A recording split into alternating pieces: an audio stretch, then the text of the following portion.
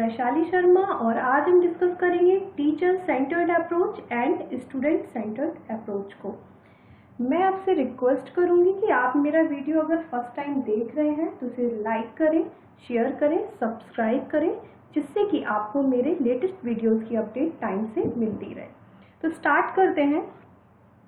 Teacher centred approach एक ऐसा approach होता है जहाँ पर टीचर क्या है, लेक्चर देता है, स्टूडेंट उसको फोकस होकर सुनते हैं, साथ के साथ जो भी टीचर बातचीत कर रहा होता है उसको बच्चे ध्यान से सुनते हैं। यहाँ पर क्या होता है, टीचर का प्राइमरी रोल क्या होता है, स्टूडेंट को नॉलेज देना, इंफॉर्मेशन देना।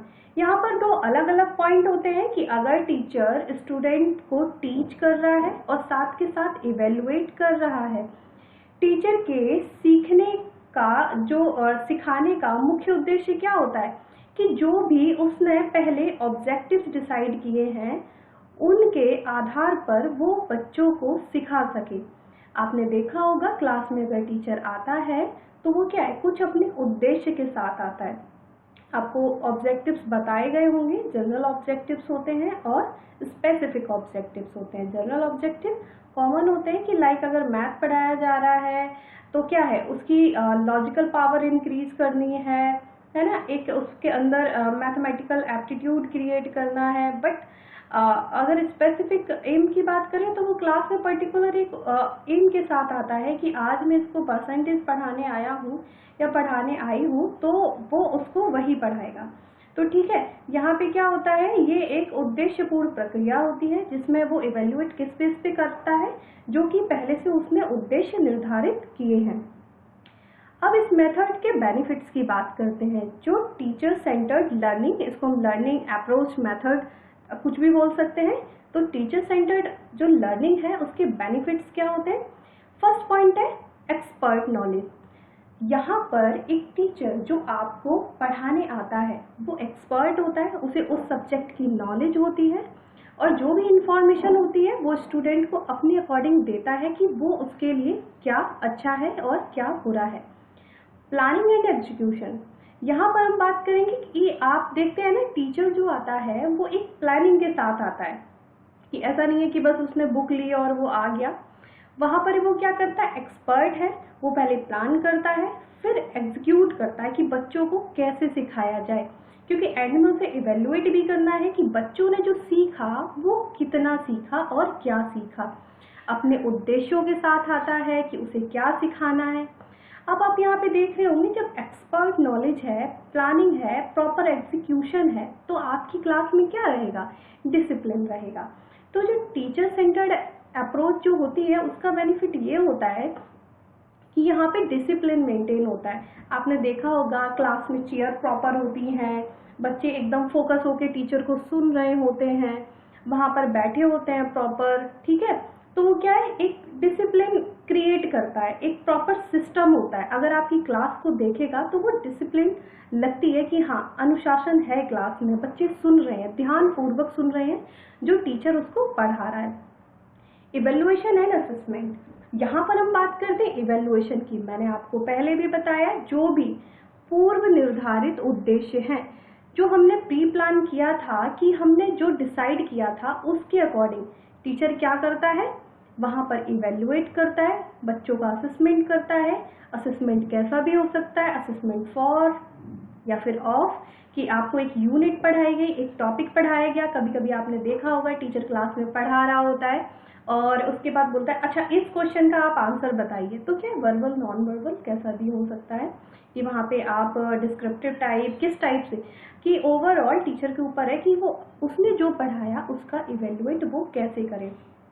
तो आप समझ रहे होंगे इसके फायदे क्या होते हैं कि बेनिफिट होगा, यहाँ पे एक्सपर्ट नॉलेज होगी, वो अपने सब्जेक्ट में कमांड रखता होगा, आपको अच्छे से बताएगा, आपके जो डाउट होंगे वो क्लियर करेगा। प्लानिंग होगी, प्रॉपर एग्जीक्यूशन होगा जिससे क्लास एकदम डिसिप्लिन में होगी और जो भी वो आपको सिखाएगा उसका प्रॉपर इवेल्युएशन होगा और उसका असेसमेंट किया जाएगा। अब हम बात करते हैं डिसएडवांटेजेस की, कि आपको पता होगा किसी मेथड या किसी भी कॉन्सेप्ट के फायदे होते हैं तो साथ के साथ उसके नुकसान भी होते हैं। तो यहाँ पे हम डिसएडवांटेजेस की बात करें तो यहाँ पर क्या होता है यहाँ पे जो स्टूडेंट होते हैं क्या है कि इंडिविजुअल सिर्फ अकेले बैठा सुन रहा है टीचर जो बोल रहा है, तो क्या है कोलैबोरेटिव लर्निंग नहीं होती है, वो अदर स्टूडेंट के साथ पार्टिसिपेट करके नहीं सीखते हैं, कम्युनिकेट नहीं करते हैं। तो यहाँ पे क्या होता है कम्युनिकेशन स्किल जो होती है वो कहीं ना कहीं सफर करती है, बच्चे में वो डेवलप नहीं हो पाती है। सेकंड अगर हम बात करें कि कंटिन्यू लेक्चर चल रहा है, फिर क्या है बच्चा बोर फील करने लगता है, बहुत वो बोरिंग सा फील करने लगता है, जिससे क्या होता है फिजिकली तो वो प्रेजेंट होता है क्लास में बट मेंटली एब्सेंट हो जाता है कि पता नहीं वो कहाँ किन ख्यालों में खोया हुआ है। तो वो फिजिकली तो आपको वहां पर दिखेगा बट मेंटली नहीं दिखेगा। उससे क्या होगा कुछ इंपॉर्टेंट पॉइंट जो होंगे वो मिस हो जाएंगे। टीचर तो प्रॉपर प्लानिंग करके आया है और आपको अच्छे से सिखा रहा है, बट वहां पे जब आप मेंटली प्रेजेंट नहीं है तो वो उसका लेक्चर यूजलेस होगा। मे बी बहुत अच्छा पढ़ा रहा हो फिर भी कुछ इंपॉर्टेंट पॉइंट होंगे और वो आपसे मिस हो जाएंगे। यहाँ पे जो बात होती है अगर मैं टीचर सेंटर्ड की बात करूं तो यहाँ पे टीचर एक्सपर्ट होता है, ठीक है, जो वो आपको पढ़ा रहा है तो वो अपना लेक्चर देता है। तो यहाँ पे ऐसा जरूरी नहीं होता है कि बच्चे कुछ क्वेश्चन पूछे या इस टाइप से, कि यहाँ पे आप देख रहे होंगे teacher centred instructions doesn't allow students to express themselves, ठीक है। तो आप देख रहे हैं ना कि जो टीचर सेंटर्ड होगा, शिक्षक केंद्रित निर्देशन छात्रों को स्वयं को व्यक्त करने, प्रश्न पूछने और अपनी स्वयं की शिक्षा को निर्देशित करने की अनुमति नहीं देता है। कि वो पढ़ाया जा रहा है आपको क्लास में, आप बैठे हुए हैं, आप सुन रहे हैं, तो क्या है आपके माइंड में कोई थॉट आ रहा होगा फिर भी आप वहां पर नहीं पूछ पाएंगे, या आप वहां पर कुछ कहना चाह रहे हैं अपने अकॉर्डिंग उसको डील करना चाह रहे हैं, तो टीचर सेंटर्ड मेथड ऐसी परमिशन नहीं देता है। जब तक टीचर का लेक्चर कंप्लीट नहीं हो जाएगा तो वो अपना प्रॉपर वहां पे, आपने देखा ये सबसे ओल्डेस्ट मेथड है कि आपने पहले देखा होगा जैसे गुरुकुल वगैरह वैदिक कालीन अगर शिक्षा पढ़ी है आपने तो उसमें क्या होता था, वहां पर जो गुरु होते थे वो ज्ञान देते थे और शिक्षक जो होते थे शांतिपूर्वक उनसे सुन रहे होते थे। या बाद में कोई ऐसा सेशन हो सकता है कि वहां क्वेश्चंस का बाद में किया गया हो, लेकिन वहां पे क्या है बस वो सुनते थे। अब हम बात करते हैं स्टूडेंट सेंटर्ड अप्रोच की। तो स्टूडेंट सेंटर्ड अप्रोच क्या होती है, एक ऐसा अप्रोच होता है जहां पर स्टूडेंट और टीचर दोनों एक्टिव होते हैं, ठीक है। अब एक्टिव इन द सेंस कैसे हो सकते हैं कि वो मेथड वन वे भी हो सकता है कि क्या पता आपको प्रोजेक्ट ऐसा दिया गया है कि आप इंडिविजुअल वर्क कर रहे हैं, ग्रुप लर्निंग भी हो सकती है और पेयर भी हो सकता है, ठीक है। यहाँ पर क्या करते हैं कि जो स्टूडेंट सेंटर्ड है, सारा जो फोकस होगा ऑल ओवर वो स्टूडेंट पे होगा, जो एजुकेशन प्रोवाइड की जाएगी उसके लिए होगी। तो इससे क्या होगा कि स्टूडेंट सेंटर्ड होती है, वो अपने क्वेश्चन पूछ पाता है, तो उससे क्या होगा कि जो स्टूडेंट और टीचर का जो रिलेशन है वो एक इम्प्रूव होगा, साथ के साथ ये एनकरेज करेगा, मोटिवेट करेगा बच्चों को सीखने के लिए। और उनका जो पीयर ग्रुप होगा और जो लर्निंग होगी वो कैसी होगी, कोलैबोरेटिव होगी और कम्युनिकेशन होगा बच्चों में, जिससे कि वो एक दूसरे को समझ पाएंगे। जैसे हमने टीचर सेंटर्ड अप्रोच में क्या देखा था, बस बच्चे एकदम प्रॉपर उनका सिटिंग होता है अरेंजमेंट, वो टीचर को सुन रहे होते हैं, बट यहाँ पे क्या है कि वो ग्रुप में सीख रहे होते हैं, एक दूसरे से पूछ कर सीख रहे होते हैं। क्या पता आपने देखा है कि क्वेश्चन आपने जैसे कभी क्लास में पढ़ाया हो, टीच किया हो, क्या होता है कि टीचर ने एक क्वेश्चन पूछा तो वहां पर स्टूडेंट टीचर से पूछने से पहले जो उसका पीयर ग्रुप होता है उससे पूछता है, तो क्या है वहां पे कम्युनिकेशन हो रहा है, तो क्या पता उसे आंसर वहीं से मिल जाता है, तो वहां क्या है सहयोग की भावना होती है और कम्युनिकेशन अच्छा होता है। क्या पता वहां पर टीचर की नीड ही ना हो। तो एक ऐसा मेथड जो स्टूडेंट सेंटर्ड होता है, छात्र केंद्रित होता है, जहाँ पर जो शिक्षक होता है वो बस ऑब्जर्व करता है, अगर उसको प्रॉब्लम आती है तो वो उसे गाइड करेगा। और ये एक ऐसा मेथड है जहाँ पर क्या होता है स्टूडेंट जो होते हैं कोलैबोरेटिव जो लर्निंग होती है उससे सीखते हैं, साथ के साथ उनका कम्युनिकेशन स्किल जो होता है वो इम्प्रूव होता है। अब हम इसके एडवांटेजेस की बात करेंगे। यहाँ पे क्या होता है, स्ट्रेंथन स्टूडेंट मोटिवेशन। ठीक है, जो बच्चों का मोटिवेशन है वो इम्प्रूव होता है, मजबूत होता है कि वो सीखते हैं, करके सीखते हैं। यहाँ पे क्या होता है, पीयर कम्युनिकेशन को प्रमोट करता है कि आप आपस में सीख रहे हैं, आपस में बात कर रहे हैं, तो क्या पता आपके माइंड में ऐसा थॉट ना आ रहा हो, बट आपके ग्रुप में इतने इंटेलिजेंट या ऐसा ग्रुप है जहाँ पर आप अच्छे से सीख पा रहे हैं। और ये इम्प्रूव करता है स्टूडेंट टीचर के रिलेशनशिप को, साथ के साथ प्रमोट करता है किसको, डिस्कवरी को, एक्टिव लर्निंग को, कि बच्चा करके सीखेगा, कुछ खोज करेगा। ठीक है, और यहाँ पे रिस्पॉन्सिबिलिटी किसकी होती है, उस बच्चे की स्वयं की जिम्मेदारी होती है कि जो वो सीख रहा है। कभी कभी क्या होता है, टीचर क्लास में पढ़ा रहा होता है, सुनते रहते हैं, वहाँ पे लगता है कि अरे टीचर ने ऐसा पढ़ाया ही नहीं, बट यहाँ पर क्या है, वो ओवरऑल रिस्पॉन्सिबल खुद होगा कि उसको एक प्रोजेक्ट दिया गया है, वो उस प्रोजेक्ट पर काम कर रहा है। अगर वो अच्छा होगा या नहीं होगा तो उसका रिस्पॉन्सिबल कौन होगा, वो बच्चा खुद होगा कि उसने, क्योंकि वो खुद ही किया है ऑल ओवर वर्क। अब हम बात करते हैं डिसएडवांटेजेस की।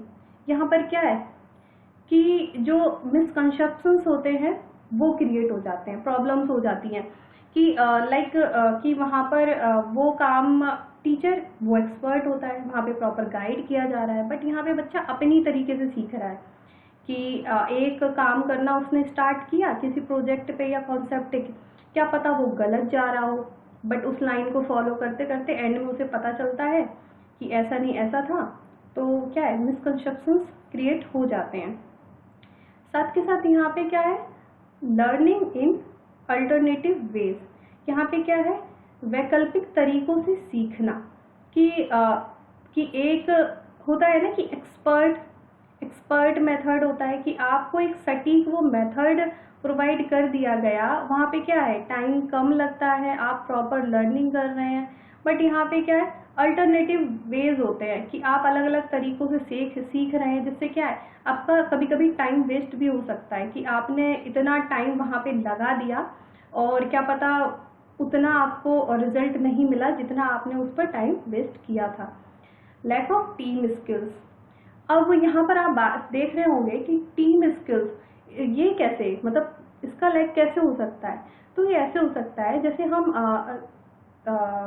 छात्र केंद्रित शिक्षा की बात करते हैं तो वहाँ पर क्या होता है, कुछ बच्चे जो होते हैं उनको ग्रुप में काम करना बिल्कुल पसंद नहीं होता है, वो अकेले करना चाहते हैं। तो क्या है, अगर वो ग्रुप में काम कर रहे हैं, ठीक है, तो वहाँ पर वो प्रॉब्लम क्रिएट करते हैं, अपनी चलाते हैं, तो उस कंडीशन में क्या है, उन्हें लगता है कि हम अकेले काम करेंगे, क्योंकि वहाँ पर उनको फ्रीडम होती है कि वो अपनी तरीके से कर सके।